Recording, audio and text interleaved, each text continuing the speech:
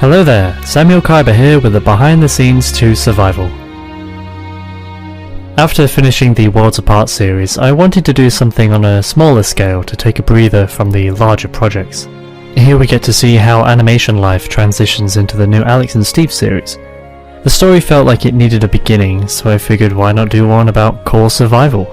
The animation was designed around the premise of creating a cool fight scene without using any weapons, but we needed some build up before that happened. I tried to keep the set fairly simple by only using one map, but it ended up being a nightmare to make tiny A veces yo quisiera animar igual que ellos, la verdad no sé por qué. adjustments to the terrain in Blender. I ended up remaking the entire cliffside as the original was far too big. The map was actually fairly small, but to make it much larger I duplicated the entire map and mirrored it behind the original. I then offset it slightly and it blended in rather well. I wanted the first scene to be a quick sequence of how much time they wasted gathering and crafting items that shouldn't help them on their first night, but still have a positive vibe to make it seem like they're doing really well. An old unused idea was to have one gather a bunch of wood or something and then the other would use the wood for their own task and vice versa, causing a bit of conflict early on that they would resolve later. But it ended up feeling a bit drawn out and hard to convey that specific emotion, so I went with something a bit different. The wolf actually ended up chasing the skeleton because honestly I didn't know what to do with the wolf in this animation. The trickiest part of this scene was definitely creating the different times of day. As each shot went on, the time changed, so I modified the sun strength, sun color, mist color, ambient occlusion, all the fun stuff. The trickiest lighting for me is honestly the sunny midday kinda neutral look. It feels fairly limited to blue mist and a high sun, so it lacks those nice shadows and pretty sunset colours. To be honest, I love doing lighting anyway, so it was a lot of fun creating the visuals. Oh my. Scene 2 was a good opportunity to feature a bunch of our patrons. I wanted to show a variety of different ways people try to survive their first night, like hiding in a dirt house, or building a nerd pole to avoid the mobs. Also to show some things not to do, like building a house without a roof, or digging straight down. I thought the scene transitioned really nicely from one moment to another, having the explosion from the TNT happening in the same shot as the cobblestone was being placed, then having his body fall into the shot of the dirt house, then that explosion leads to Alex and Steve running away. I made the redstone trap in Minecraft to make sure it worked before animating it. Sadly, it isn't entirely functional as the redstone isn't placed when it falls out of a dispenser, but the idea was cool nonetheless. To make the tripwire, I actually took the fishing rod rig that we have. I deleted the fishing rod part of it and the hook at the end and was just left with the wire. I have these two controllers on either end and one in the middle, and I duplicated that and mirrored it across to the other side, and then just used that to simulate a tripwire. Throughout this scene you see a bunch of mobs in almost every shot, just in the background walking around.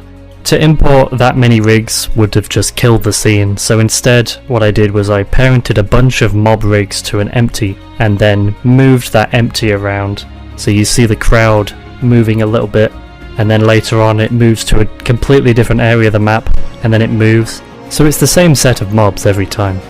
A lot of the lighting was done using spotlights, as the dense forest made it tricky to let light in through all the leaves. Everything was still looking too blue, so I keyframed torches to move around the map to create this orange glow which contrasted with the blue very nicely. It then transitions back to Alex and Steve where they face off against the mobs on the cliff. The concept of doing a fight scene without weapons seems so interesting to me. It mixed comedy with action and that seemed like a hard combo to get right. I knew Zillion could handle it with ease, so he animated the fight scene for me. We sent a bunch of ideas back and forth, what Minecraft items we could use that would be both funny and exciting. Some of the cut ideas included making a trench with a shovel, using a sign to write "go away" on, or attaching the fish to the fishing rod and using that to slap the creeper. Why did I just gesture as if I was slapping with the fish? Huh. The fishing rod was originally going to be attached to Alex's waist, kind of Attack on Titan style, where she'd be grappling from tree to tree, using a different weapon to cut things from below her. But the tree line was pretty far away from the mobs, the scene didn't really allow for that kind of motion, so we ended up going with Zillion's idea. I wanted this whole scene to show them working together, alternating between attacking and crafting, which was a nice contrast to the opening when they were working independently. This worked especially well in the fireworks sequence, where the camera doesn't change and shows them excelling at teamwork. The bamboo sequence was the part I wanted the most for sure.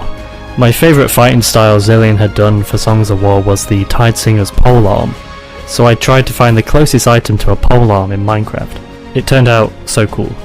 The tiny piston punching thingy was inspired by the Hulkbuster scene in Avengers Age of Ultron, which a lot of people have already mentioned in the comments. It's hard to see, but it did have a lever on the side to activate the piston, but to be honest I don't think it ever really gets shown in the animation since the camera's on the opposite side.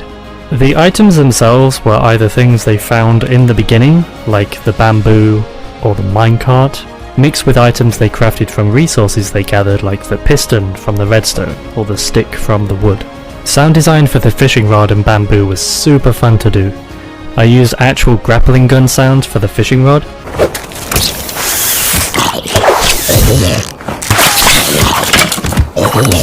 and a mixture of toon fuzz and whips for the bamboo.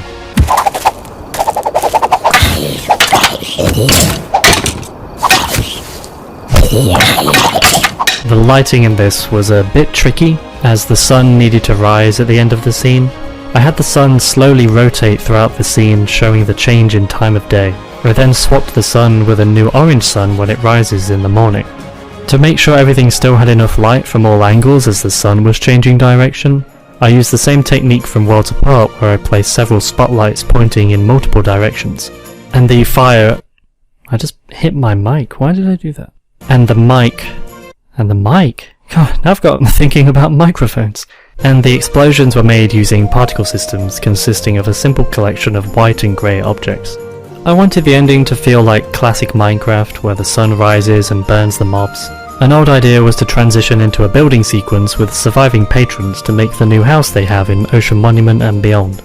It could have worked, but I think it concluded nicely soon after the night was over and the conflict had ended. It stayed rather true to the survival aspect of the animation. In terms of music, I used some classic songs from previous animations to help it feel familiar to animation life. The music played a big role in setting the pacing of the second scene especially. At key points, the music would stop and exaggerate the moment on screen.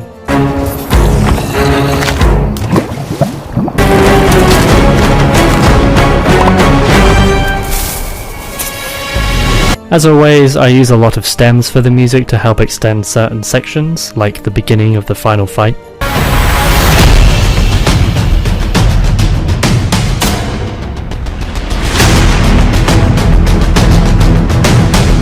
There were a couple of references here and there. Echo was chilling with a diamond pickaxe, Alex was wielding her bamboo like Darth Maul from the Clone Wars, and the term Sweet New Base was a callback to an old Halo Reach vidoc.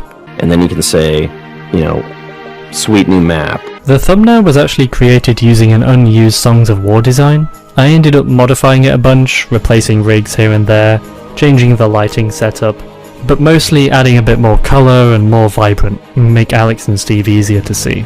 I know the animation was a bit shorter than what we're used to making, but I wanted to keep this one fairly straightforward and take a bit of a breather from the long form stories. I'm super happy with the result though. Zillion especially did a fantastic job with the fight. Bueno, yo creo que aquí acaba el video y nos vemos en el próximo clip. Gracias por ver, como dice el man, en este momento. Y bueno, aquí ya está su outro.